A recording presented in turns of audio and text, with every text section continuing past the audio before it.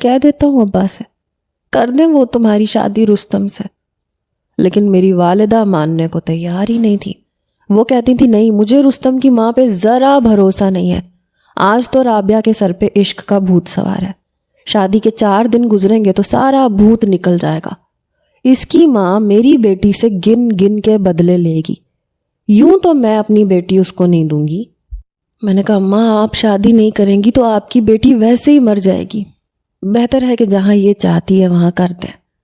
اماں کہنے لگی تم تو چپ ہی رہو، شادی کروں گی تو وٹے سٹے سے کروں گی۔ میں سمجھ میں پڑ گیا کہ یہ وٹا سٹا کیا۔ میں نے کہا اماں یہ وٹا سٹا کیا ہوتا ہے؟ کہنے لگی میری بیٹی اگر رستم کے ساتھ جائے گی تو اس کی بیٹی تمہارے نکاح میں آئے گی۔ تسلیم کا نام سن کے تو میں بری طرح سے بدک کے رہ گیا۔ میں نے کہا میں نہیں کروں گا اس چڑیل سے شادی، سارا فساد اس کا پھیلایا ہوا ہے۔ سب سے پہلے لڑائی اس نے شروع کی تھی۔ میں اپنے دوستوں کے ساتھ شرافت سے کرکٹ کھیل رہا تھا، وہ آ کے اس نے بال پکڑ لی، کہنے لگی بال نہیں دوں گی۔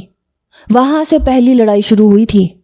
اماں میں اس سے شادی نہیں کر سکتا، رابعہ کی شادی آپ رستم سے کریں یا نہ کریں، میں اس چڑیل کو اپنے سر پہ نہیں بٹھا سکتا۔ آپ کو نہیں پتا وہ آپ کی زندگی حرام کر کے رکھ دے گی۔ میری ماں کہنے لگی ایسے کیسے کر کے رکھ دے گی؟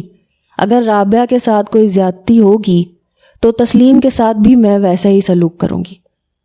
میں نے کہا آپ نہیں جانتی ان ماں بیٹی کو، وہاں وہ رابعہ پہ ظلم کریں گی، یہاں تسلیم آپ کی زندگی اجیرن بنا کے رکھ دے گی۔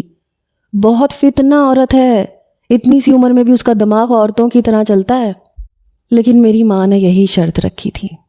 میں نے رابعہ سے کہا